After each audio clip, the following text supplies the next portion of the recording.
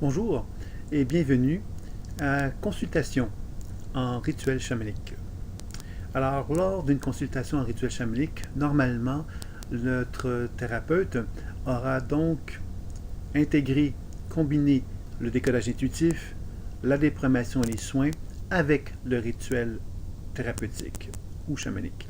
Alors, l'avantage de cela, c'est que cela va lui permettre effectivement de pouvoir donc percevoir dans le champ énergétique de son partenaire ce qui anime, qu'est-ce qu'il a comme perturbation. Évidemment, il va pouvoir parler avec lui, il va pouvoir faire une évaluation, et après avoir fait une première évaluation intuitive, il va pouvoir ensuite déterminer quel serait le rituel chamanique qui pourrait être le plus approprié pour son partenaire. Alors, le rituel chamanique, je vous le rappelle, c'est une mise en scène que l'on va créer pour amener notre partenaire à pouvoir libérer de son propre inconscient certaines perturbations. Par exemple, un rituel qui a été souvent utilisé en guérison, c'est l'exorcisme, qui est une forme de rituel où on va créer les conditions favorables pour qu'un partenaire puisse se dégager, se libérer d'énergies psychiques perturbatrices qui sont dans son propre champ énergétique. Alors, souvent, on a l'impression que c'est quelque chose de très épeurant ou de très qui fait un peu peur, parce que justement ce rituel, la façon que le rituel a été conçu, a favorisé évidemment une espèce d'impression de crainte, de peur, parce qu'on n'en comprend pas tout à fait l'expérience, on ne comprend pas tout à fait qu'est-ce que c'est en fin de compte qu'un exorcisme.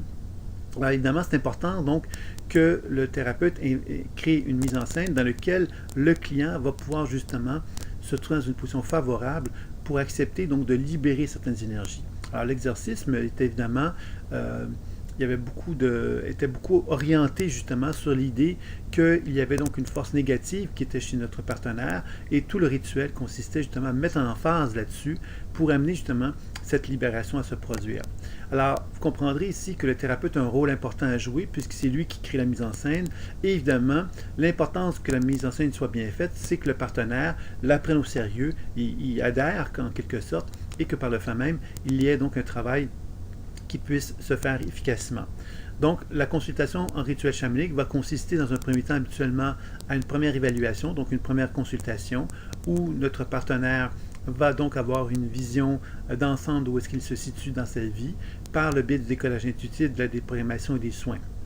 Dans un deuxième temps, lorsque notre partenaire aura donc identifié une problématique précise, nous pourrions, le thérapeute pourrait proposer à ce moment-là un rituel dans lequel, le rituel peut se faire très simplement.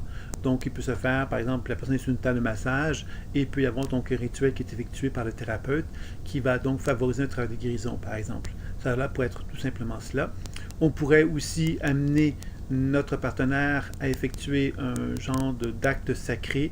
On créerait un espace imaginaire sacré dans l'espace de bureau dans lequel on se situe pour amener donc une transformation se faire également. Donc vous voyez, c'est toutes des choses qui pourraient être possibles de faire lors d'une consultation en rituel chamanique. L'objectif ultime, évidemment, est de favoriser un travail de guérison dans lequel l'intervenant intuitif est capable de percevoir ce qu'il fait et dans lequel les actions qui sont effectuées dans le cadre du rituel vont amener des transformations qu'il va pouvoir observer et il va pouvoir donc ajuster son rituel en fonction de cela. C'est le gros avantage, évidemment, d'intégrer le décollage intuitif au rituel chamanique.